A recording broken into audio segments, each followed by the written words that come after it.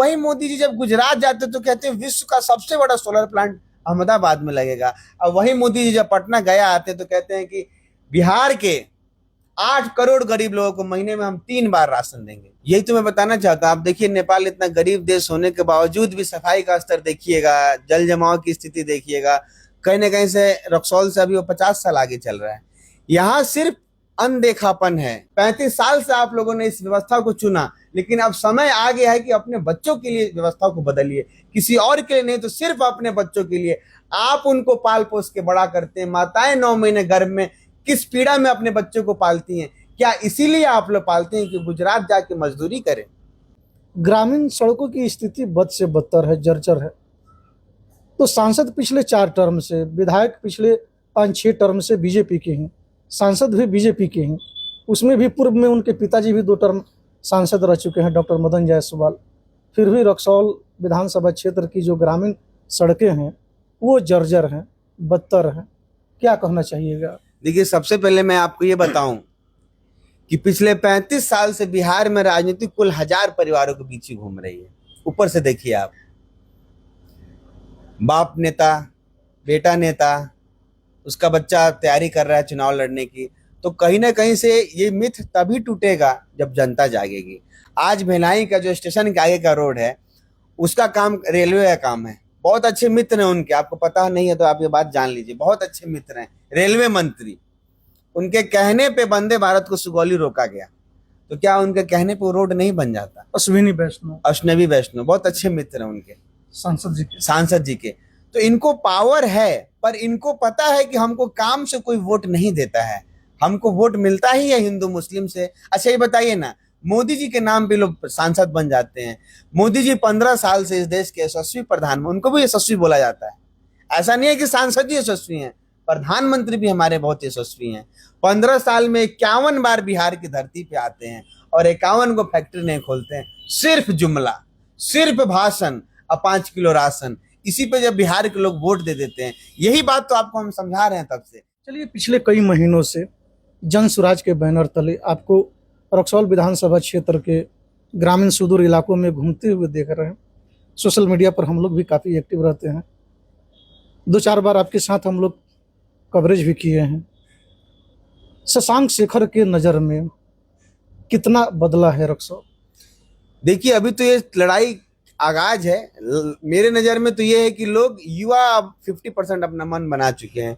हम कई युवाओं को देख के हम उनका पोस्ट शेयर करते हैं, आपको यकीन नहीं होगा। वो एकदम डेवलप रक्सौल का हमें फोटो दिखाते हैं, सोशल मीडिया पे पोस्ट करते हैं और लगता है काश ये हो सकता था। अरे कुछ नहीं होता, कम से कम वीरगंज जैसा ही हो जाता, हथौड़ा जैसा ही हो जाता।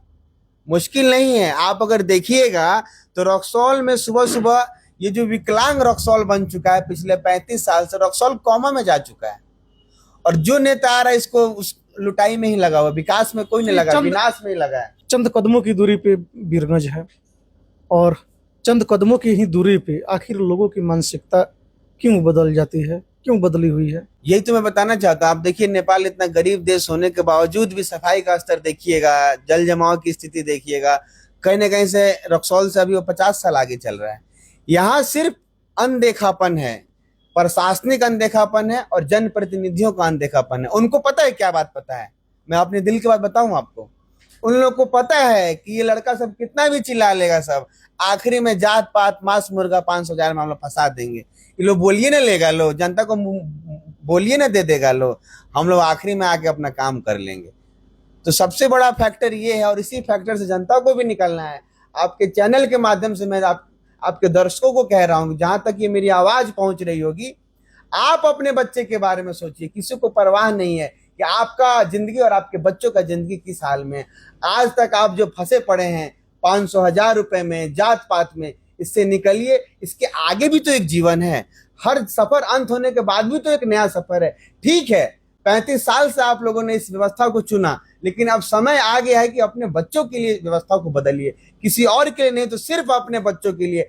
आप उनको पाल पोस के बड़ा करते हैं। माताएं 9 महीने गर्भ में किस पीड़ा में अपने बच्चों को पालती हैं। क्या इसीलिए आप लोग पालते हैं कि गुजरात जाके मजदूरी करें?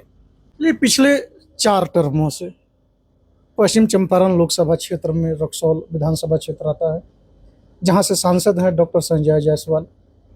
बीजेपी वाले उनको यशस्वी सांसद मानते हैं, जो कि पिछले 4 टर्मों से हैं। पूर्व में उनके पिताजी भी 2 टर्म सांसद रह चुके हैं, यानी कि सांसद की कुर्सी, सांसद का पद एक ही घर में पिछले 30 वर्षों से रहा है। अगर विधायक की बात कर ली जाए, रक्सौल विधानसभा क्षेत्र की बात कर ली जाए, तो यहाँ से बीजेपी के पिछले 5-6 टर्मों से विधायक चले आ रहे हैं। रक्सौल क्षेत्र में जब भी हम लोग निकलते हैं, तो या अधिकतर इधर हम लोग जो भी कवरेज किए हैं, ग्रामीण सड़कों की स्थिति बद से बदतर है, जर्जर है।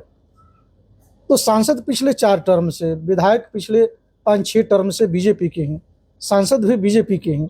उसमें भी पूर्व में उनके पिताजी भी 2 टर्म सांसद रह चुके हैं, डॉक्टर मदन जायसवाल। फिर भी रक्सौल विधानसभा क्षेत्र की जो ग्रामीण सड़कें हैं वो जर्जर हैं, बदतर हैं।